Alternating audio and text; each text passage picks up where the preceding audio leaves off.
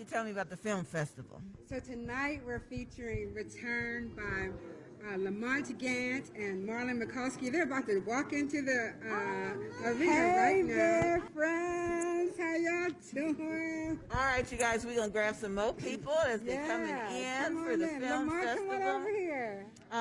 Be sure you check out Fresh Book Festivals with an SON.net. And here are the, this is the director, filmmaker, and the screenwriter, Marlon McCaulsky and Lamont Gant. Please come join us. Yeah, and that's his wife. Hello. Lamont Gant came here from Georgia to check out the festival for the first time, so super excited. Super excited. That is cool. What's your name? Where'd you come in from? Marlon McCaulsky. I'm the writer. Here from Atlanta. Oh, wow. Co-writer with Lamont. That is cool. That is cool. Okay, family, we'll be back with more from the Fresh Film Festival. Literacy Renewed. Hey, everybody, it's me, the Queen Bee, Angie Bee with Angie Bee and Barty Productions, and we are here with a Georgia peach. Oh, my goodness. Okay, tell everybody your name, where you're from, and why you're here. Hey, well, actually, my name's Lamont Gant. I'm a filmmaker. I'm from Pittsburgh. Oh. And I moved to Atlanta for the music. Really? And then the music turned into film. Really? So your first love was music? First love was music, yeah. Like creating beats or on the keyboard? Tell me more about that. I wrote music. I produced it, played piano, all that, engineered it, everything. And came here to produce a group for about 2 weeks. Fell in love with Atlanta. Really? And I was back here inside a month. Oh my goodness. And started producing, but I had the opportunity to work with some great artists a little while ago, but I worked with Bobby Brown. I worked with Left Eye from TLC. Okay. A lot of folks. Okay, that's good. That's good. So now, how do you go from music to filmmaking? Okay, I got tired of the industry. It was changing. You know, it really was changing, and a lot of people that I knew were in the business were looking for other ways to, I don't know, to entertain. Yeah, okay. And I took a break and went back to my first love, which was illustration. And I met a writer named Marlon McCaulsky. And, a writer named Marlon. Yeah. Yeah, we met through a mutual friend, Kenny Williams, and I ended up doing cover designs, book cover designs, and just did a whole bunch of them. Was really enjoying myself outside of the music. And it got to a point where I wanted to take it up another notch, so I started doing book trailers. I got you. So it's like glorified slideshow. Yeah. With music. So I did that, and it got to a point where I wanted to start getting actors in it. And then that turned into a film. Oh. It was like, let me try it and see if I could pull it off. That's what it was initially. Yeah. So Marlon had a novel that I did the cover for, and I asked him, would he like to make it into a film? And so we tried it. And that film ended up in a festival in New York. And I looked at Marlon like, hey, man, you know, we might have something. Got something. So we did it again. We did 2 short films after that. And it was basically to fix what I felt like I was doing wrong as far as producing film and shooting film and writing. We did like a little action film with some spies and that sort of thing. And then we did a feel-good film, you know, love and had some twists in it. Okay. And that film was called No Time for Love. Oh. And that film ended up on a show. It was called African American Short Stories. Yeah. All right. Thanks, Marlon. Yeah. Ended up airing all over the U.S. Wow. From here to Hawaii. Wow. It was all over the place, and we got emails from people who enjoyed the film and shared their opinion about it. And it was like, wow, you know? Congratulations. Yeah, that was. Now, how did you find out about the film festival tonight? How did I find about this film festival? I'm trying to think how it came to me, because I don't think I contacted anyone. I think they came to me. See there? I like to hear that. Yeah, they came to me. You're doing the work you need to do. As a matter of fact, I believe I heard it through Marlon first. But I'm not sure how he got in contact with them. But that's good. He asked me what I like to do, and I was like, why not? You know? Okay, so now I want you to tell me one thing before we switch to Marlon. Mm-hmm. Tell me one thing because I've never seen your movie before. So what should I look out for? What should you look out for? Yeah. Tell me something I want to see. And then when I see it on the screen, I'll be like, oh, yeah, he told me. Tell me one thing. The movie stars an actor named Blue Kimball. And Blue Kimball is in a lot of Tyler Perry films now. And he was in a film called Bad Dads, I believe it was called. He starred in that. And several others. P-Valley, I don't know if you're familiar with that film, but he's in that. So Blue really took off. And I met him supporting another friend at a premiere. And I approached him. I'm like, man, you know, he wasn't a lead actor, but I was like, I love your vibe. I love how you looked on the screen, and would you be interested in doing a film with me? Okay. And he agreed to do it. Okay, so I'll see some familiar faces.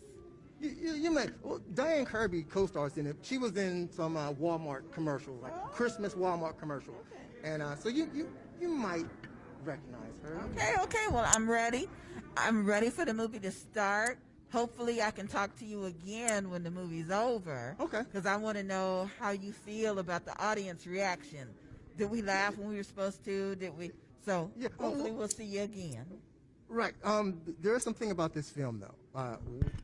I got distribution for this film a couple of years ago. And we got accepted through Walmart and got national distribution from it. And from there, Sony Pictures picked it up. And then ended up on like maybe 28 digital platforms. It was streaming all over the place. Goodness. So for this film, it was a very low budget film. And it was like my first film that I made that I wanted to actually sell to the people. And it did some wonderful things. And all these years later, here I am still talking about it.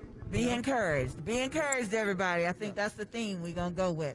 All right, family, we'll be back with more Angie Bee and Barty Productions on the red carpet here at the Fresh Book Festival 2022, where literacy is renewed. We'll be back. Hey, everybody. It's me again, the Queen Bee, Angie Bee, with Angie Bee and Barty Productions. Y'all know I'm excited because we here live at the Peabody Fresh Book Festival 2022.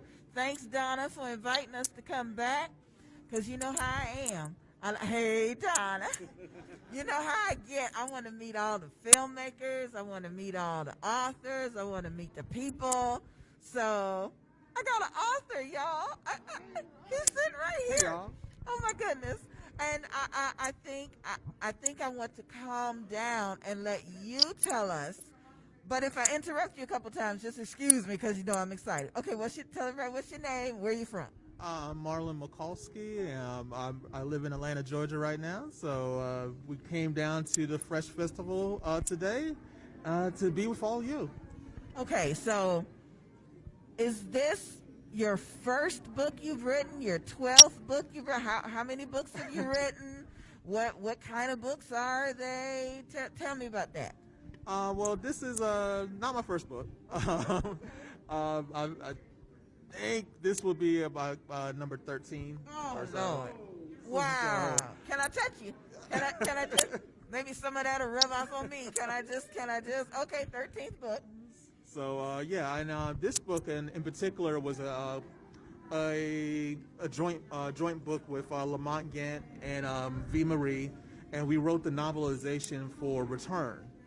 Oh my God. So we were working on the film, and we have V. Marie is another author, and I'm an author, so it just made sense for us to turn this screenplay into a novelization. See, I know people that are trying to write their first novel, much less novelization and screenplay. What does all that mean, and is there hope for the rest of us? Anybody can do this. No, but yeah, it's something that if you have a dream, if you have a goal, and you work towards it, we didn't see this happening, so we just kept on doing what we thought was creative and what we thought people would like and enjoy. Okay, so tell me about your genre. Do you write Christian romance? Do you write what really is your area? I don't really like to narrow myself into one specific genre. I like to write what inspires me. So I write romance, I write urban fiction, Really? science fiction, Wow. action, suspense. Wow. So whatever I'm feeling inspired by, that's what I like to write. I'm so excited to hear that. But I want to know about your very first book. Oh. Do you remember what inspired that? And what was it? You wrote it when you were 12, Yeah. right? Yeah. Tell us about the first one. Well, the first book I wrote, well, it was actually about a strip club. Yeah. My inspiration was church. Oh,